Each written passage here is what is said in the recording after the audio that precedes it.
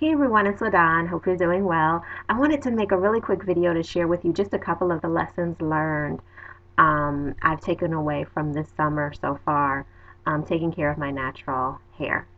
Um, the first thing I did, and I didn't tell you guys I was going to do this, but I did it anyway.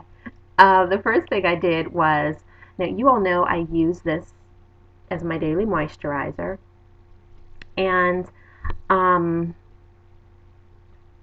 that moisturizer, it's something I make myself. And it includes a variety of different oils, and it has a shea butter in it, Ghanaian shea butter in it.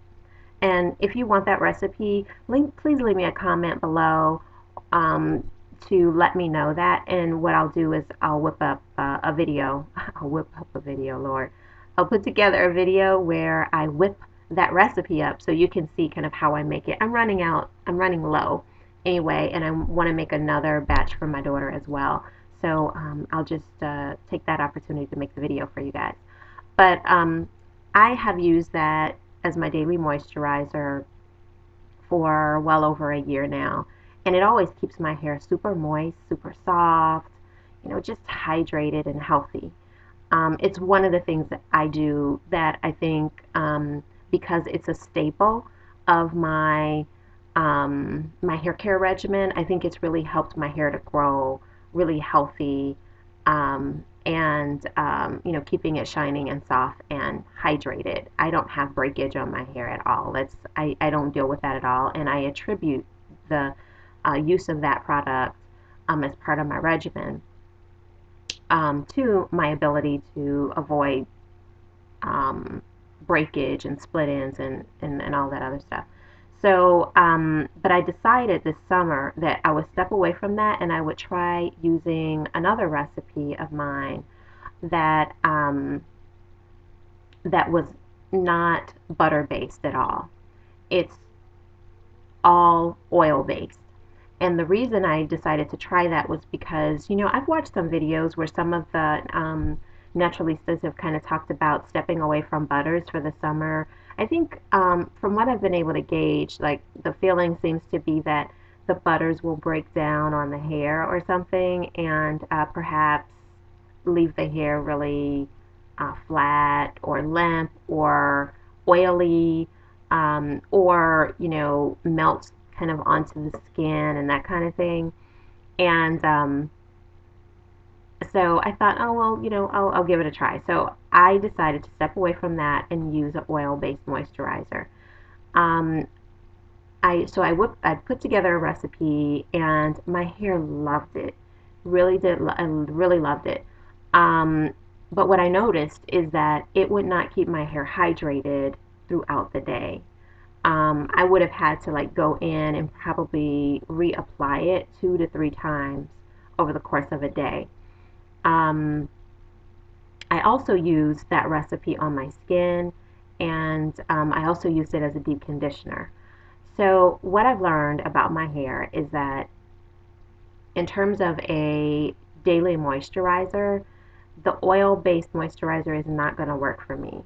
As you all know, I am a simplist, a minimalist by definition, and I prefer to only have to apply stuff to my hair once.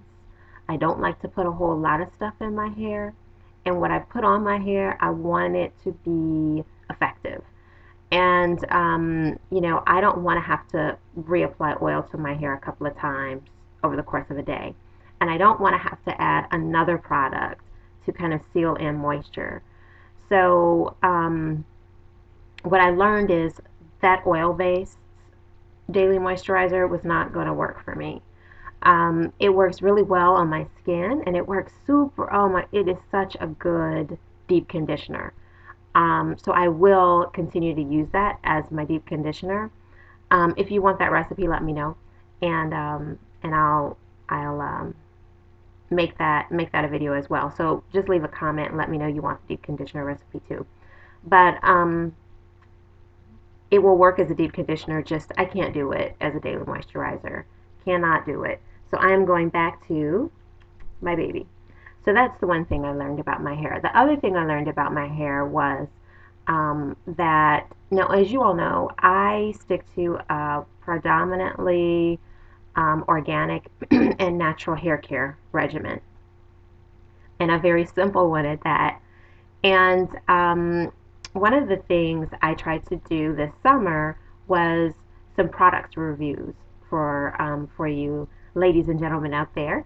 And I had products in my cabinet that didn't fall into the category of what I normally use because they had silicones in them, and parabens in them, and um,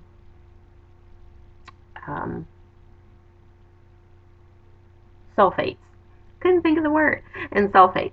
So they had those things in them, and not only did they have them, but they weren't water soluble. I really don't mind using, products with water soluble parabens in them because I know my hair will be able to breathe and that stuff will rinse off my hair. I know that they will let moisture in to my hair if they're water soluble, but if they are not water soluble, then I just I stay away from them because they'll dry your hair from the inside out, and I just don't want that, and I don't want to have to go through a kind of a stripping process to get it off of my hair. But I did try to use some products that were formulated that way. In particular, I remember I used the Miss Jessie's curly meringue because I had that in my cabinet.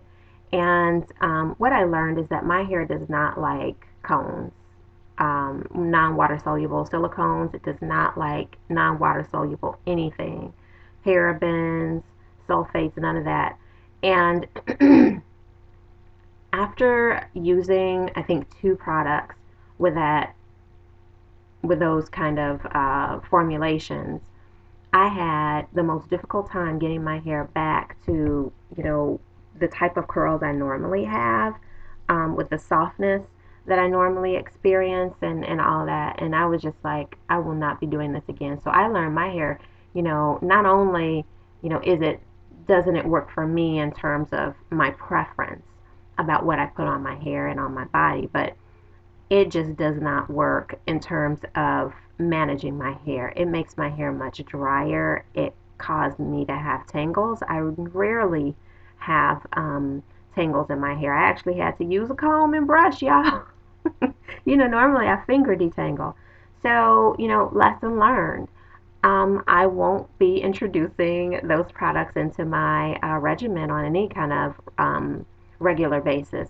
Occasionally, I will do a product review of a products that have that kind of formulation, but for the most part, I will be sticking to my organic and natural product regimen. So those were two lessons learned this summer. I wonder what you learned about your hair this summer. Were there any products you realized did not work for your hair in the summertime? Um, are there some hairstyles that your hair just not having it during the summer? Wash and goes really work well for me during the summer. I learned that although I love to do twist outs and braid outs, they're just not a good summer style for me, especially given our climate because of the humidity and the heat. Wash and goes are just ideal for me. So, what hairstyles work for you best in the summer? I'm really curious to hear.